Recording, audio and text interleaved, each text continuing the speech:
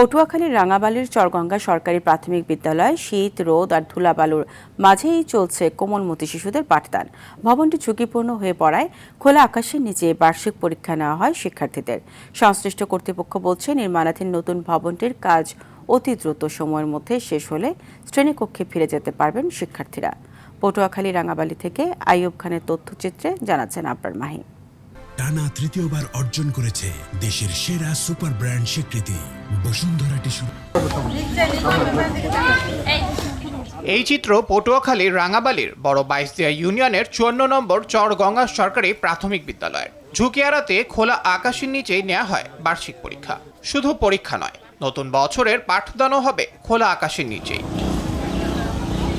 সকালে শীতের শীতল বাতাস, দুপুরে রোদের তাপ আর সড়কে গাড়ির শব্দ এবং ধুলাবালু সব মিলিয়ে এর মধ্যেই চলছে কোমলমতি শিশুদের শিক্ষা কার্যক্রম। ধুলোবালি ওরে, গাছের পাতা পড়ে, এখানে আমাদের পরীক্ষা দিতে অনেক কষ্ট হয়। সকাল হলে ঠান্ডা বাতাস, আবার বিকালবেলা রোদের তাপে আমাদের অনেক কষ্ট হয়। আমাদের যে পুরনো যে ভবনটা আছে সেটা পরিত্যক্ত ঘোষণা করা হয়েছে, আর নতুন যে ভবনটা আছে সেটার কাজ কিছুদিন চলছিল, এখন আপাতত বন্ধ আছে। মাঠে নিচে ক্লাস করে, এতে বাচ্চারা শারীরিকভাবে অসুবিধার ভিতরে পড়ে, ঠান্ডা, কাশি, সর্দি লেগেই থাকে। 1-1.5 বছর ধরে কোনো কাজই চলে না, বন্ধ হয়ে গেছে। এ বিষয়ে ভারপ্রাপ্ত প্রধান শিক্ষক জানান, গেল বর্ষার সময় অন্যের বাড়িতে আর এখন খোলা আকাশের নিচে চলছে শিক্ষা কার্যক্রম। আমি আমার প্রায় 150-র অধিক শিক্ষার্থীদেরকে নিয়ে আমি এই বাহিরে এখন বর্তমান বার্ষিক পরীক্ষা নিচ্ছি।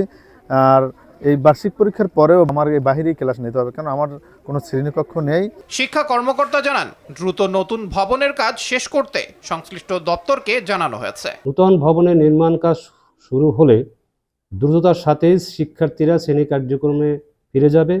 এ ব্যাপারে ঊর্ধ্বতন কর্তৃপক্ষকে বিষয়টি অবহিত করা হয়েছে। ভবনটির নির্মাণ কাজ শেষ পর্যায়ে বলে জানান এলজিডির এ কর্মকর্তা। ঠিকাদারের সাথে আমাদের যোগাযোগ হয়েছে, চিঠিপত্র প্রেরণ করেছি, পাশাপাশি সেও আশ্বাস দিয়েছে সে দ্রুততম সময়ের মধ্যে শেষ করবে। 2020-21 অর্থ বছরে 3 কক্ষ বিশিষ্ট একতলা ভবনের নির্মাণ কাজ শুরু করে এলজিডি, তবে 4 বছরেও শেষ করতে পারেনি ঠিকাদারি প্রতিষ্ঠানটি। আবরার মাহি, RTV।